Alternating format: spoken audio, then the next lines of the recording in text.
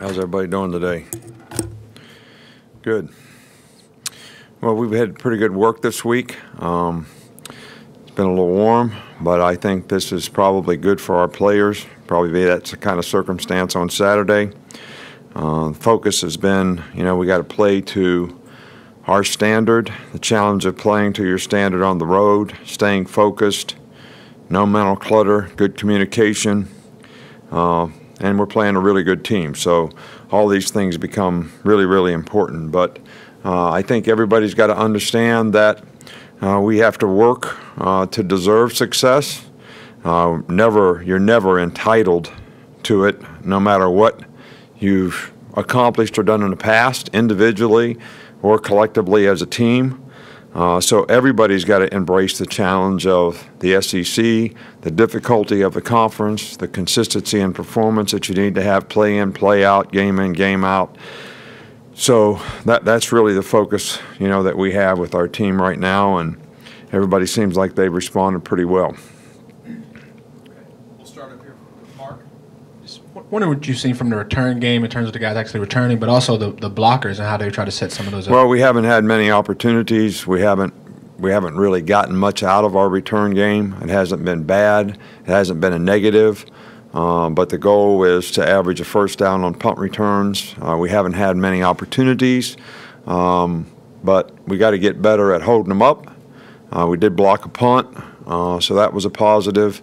Kickoff return, we haven't had many opportunities, but the opportunity that we have, we want to get drive starts, out there by the 30-yard line, and we haven't really accomplished that. So those are both two areas where we need to continue to improve and work. I think the returners have done fine. They've done a good job of handling the ball. I just think we have to do a better job of executing the returns so that they have an opportunity to make plays. Back over here with Michael. Just wondered how Josh Jacobs was looking since he came back from his injury, and what the plan is for him going forward. Well, you saw him play 3 or 4 plays in a game.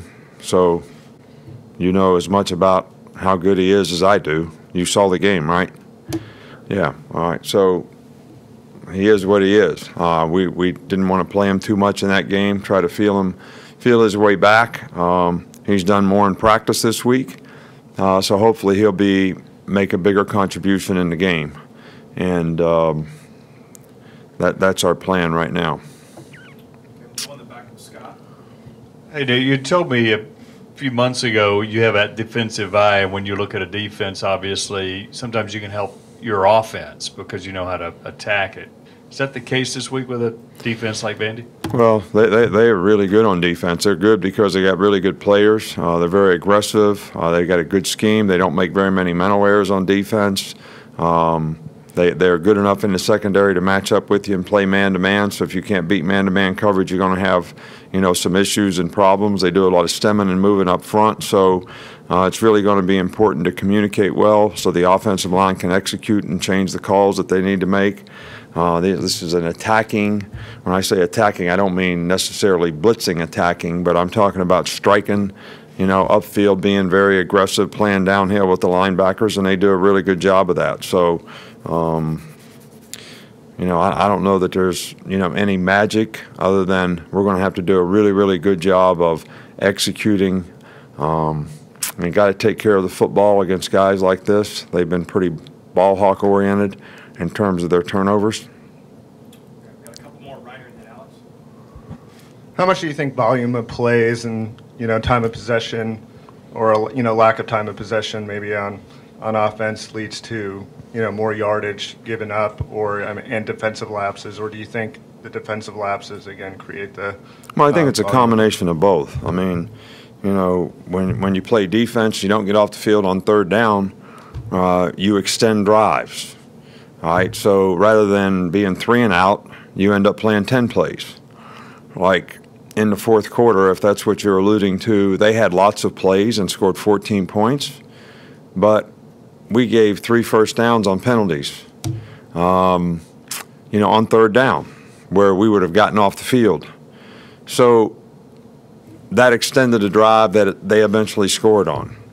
So we didn't have a lot of opportunities on offense, and when we did, we didn't keep the ball very well. So it's kind of in that time in the game, in the fourth quarter. So it's a combination of both those things. I mean, if we'd have controlled the tempo of the game, we'd have had more plays, they'd have had less if we'd have got off the field when we're supposed to get off the field on third down. So it really basically comes down to execution on both sides of the ball.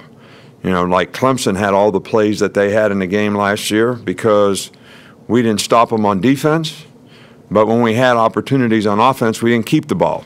We had 4 drives where we were 4 plays or less than out, you know, in the second half. So it's a combination of both. It's not one or the other. It's a combination of both. We'll wrap things up here with Alex. Earlier this year, you were critical of your pass pro protection of the offensive line. It seems like watching NFL and other leagues as well, that's an issue all across football right now.